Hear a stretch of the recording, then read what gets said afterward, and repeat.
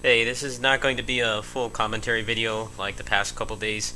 I did want to announce something. I woke up this morning, or rather, really early in the morning because I haven't been able to sleep through the night because of all this stuff going on.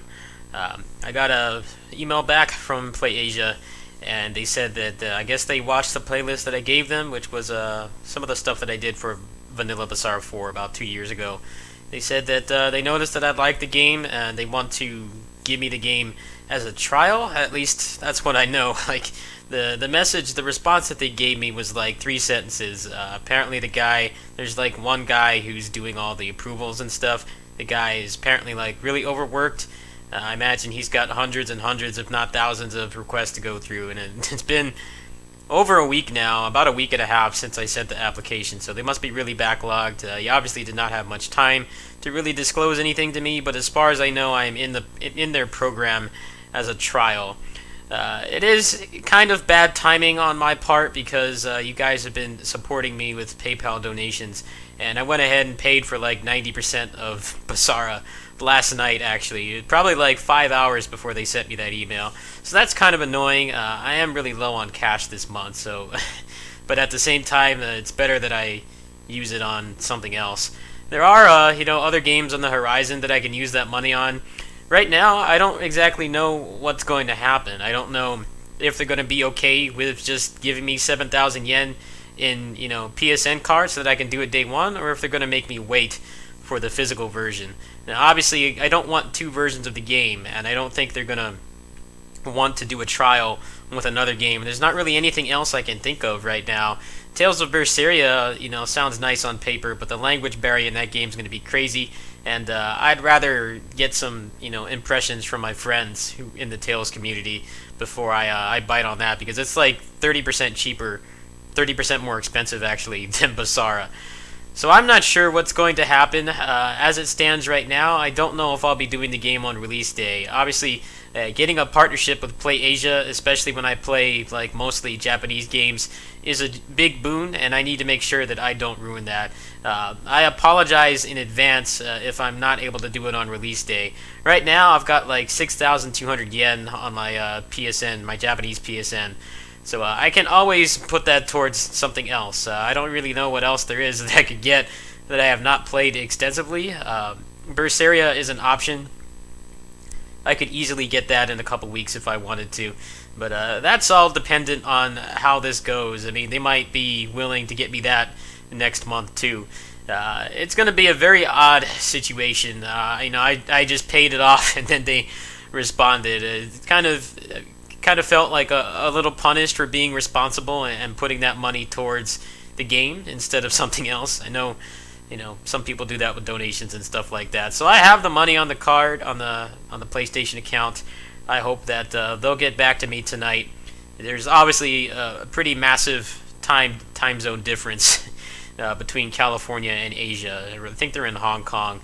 So it's pretty hard to get direct responses from them, and the guy doing the applications or reviewing them seems to be like horribly overworked. I actually followed him on Twitter, and he's been talking a lot about it. So I'm not sure what's going to happen.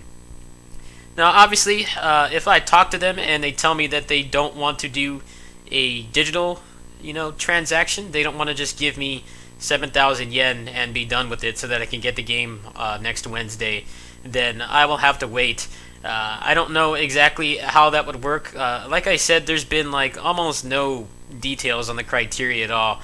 They've been very hush hush about it. I mean, it's pretty common with even on Twitch. Twitch is a much larger site than PlayAsia is in terms of the revenue and how many people use it and stuff. A lot of the partnership contract stuff, no one really talks about it.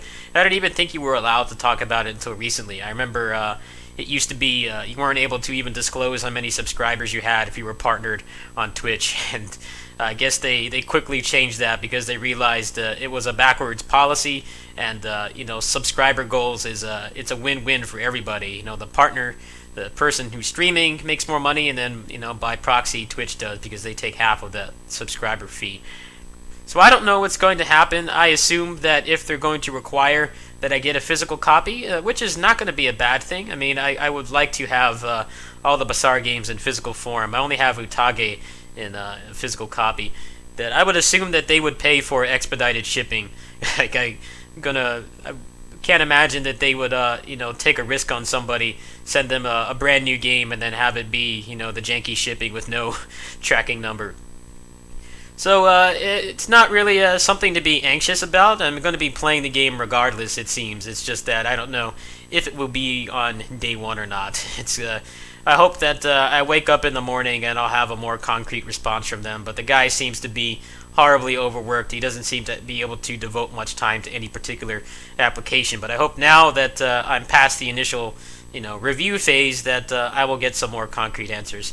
So what I'm going to do is I'm going to play through the rest of the Galaxy Force 2, the first level, and I'm going to go ahead and mute the mic. So I'll talk to you guys at the end of the video. Peace.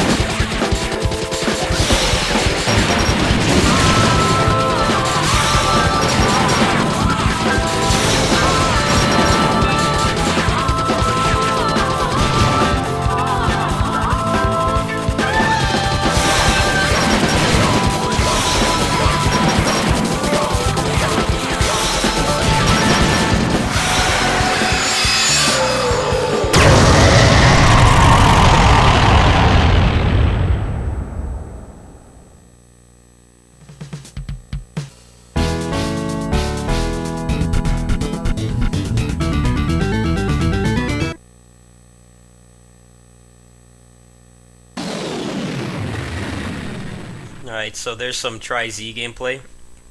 I never actually played Galaxy Force 2.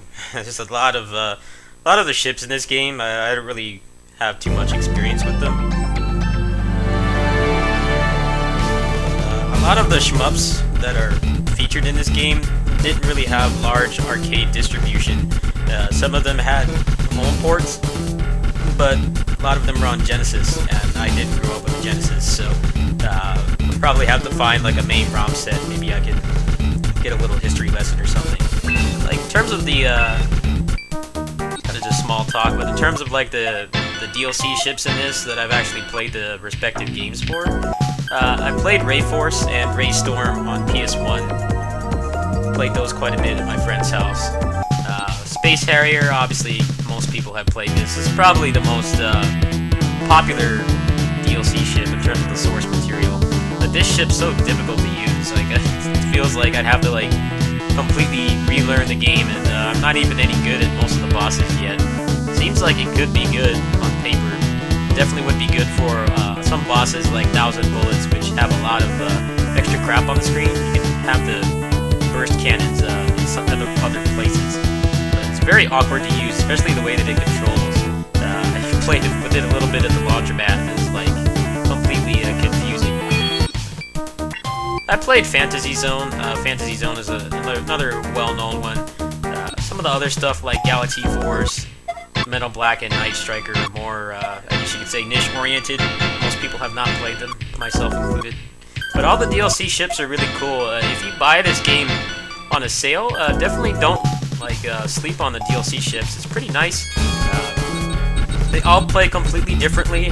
They seem to be pretty accurate to the source material of the original game. But like I said, I've only played like half of the games that got featured as DLC. But you get a whole bunch of content. You get 3 levels you can go through. They are pretty long, pretty challenging. Some of them honestly feel like they'd be better with another ship, but I guess that's supposed to be part of the challenge, is that you're going through it with something that may not be particularly ideal for that particular boss or situation. You get 3 base levels per ship, and then you get these little extra levels you can do too. Now, some of these are nice for practicing bosses. If I ever take this to a high level, I will probably be using these a lot. You get defender levels and a bunch of boss marathons.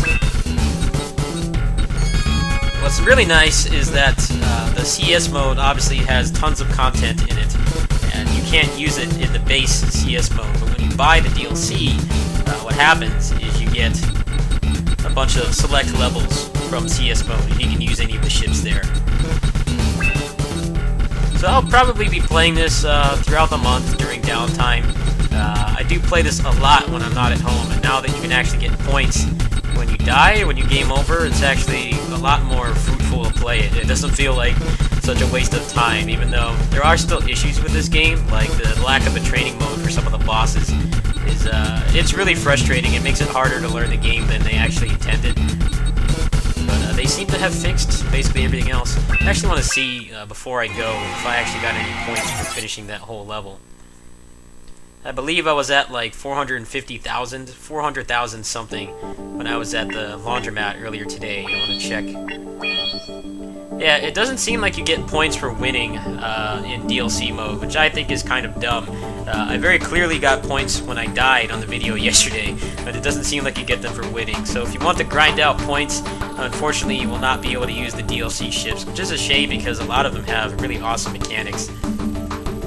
But at the very least, if you want to practice in DLC mode and you lose, then you'll get some points for CS mode, so you'll still be gaining progress. So like I said, I will keep you guys posted on what's going on with Play Asia. Basically, I've gotten my foot in the door. I don't know what's going to happen at this point. I assume that if they do want me to get a physical copy, that they'll pay for the expedited shipping. But obviously that means it's not going to be day one unless they ship it to me extra early or something. It's all up in the air at this point. If I had gotten rejected, then I would be doing the game day one regardless, because it's already been funded. The last thing I need to do is I'll probably just borrow $10 off a friend and get the 1,000 yen card, but it doesn't seem like I'm going to have to do that at this point. So basically all the money that you guys gave to me is on my account right now. In the event that there's some freak accident or they reject me or they're not able to get me the game, then I will still be able to get it on day one. But if they insist on me getting a physical copy, then unfortunately I'm not gonna waste your guys' money that you guys so graciously donated to me to have the game on day one. I know people want day one footage and stuff like that, but it's important that I maintain this partnership because it's going to be better for everyone involved in this channel, both myself and everybody who watches my content. I will definitely be able to do more import games and stuff more often. One of the thoughts I had was Tokiden 2, but the issue with that is that's got a pretty heavy language barrier too with the customization and stuff, and I know that will inevitably be localized. Same with Berseria. So I'm not sure when I'm going to use those funds on. I can't even use it on like PSO2 or anything because I linked my account to my American ones. I can't even do that. That would be kind of nice. I did want to do a port review series on PSO2, but I'm like out of inventory space and I can't pay for it until like the beginning of next month, so not for another 2 weeks. I will try to get that out this week if possible. Anyway, thanks to everyone for supporting me. It's pretty cool that I was able to get the game funded almost entirely through the support of you guys and some friends on Twitter. It's just kind of I got punished for being responsible, basically. I put the money on my account so that, you know, I wouldn't get any kind of random dockings or bills or stuff or transactions out of my PayPal account for my auto-renew payments and stuff. But now it seems like I can't really use that on the game, at least until I get some answers. I hope that they'll just let me get 7,000 yen, and then I'll just put that on top of what I have on my account already and just get the game day one. But it's really up to them. I'm not going to squander this chance to have it on day one. It's going to be I've made many sacrifices for this channel, but that's not one I'm open to doing. So we'll see what happens. Hopefully by the time you guys see this, I should have a response from them, and I'll make a quick, like, just random blog video about what's going on. Anyway, catch you guys later. Peace.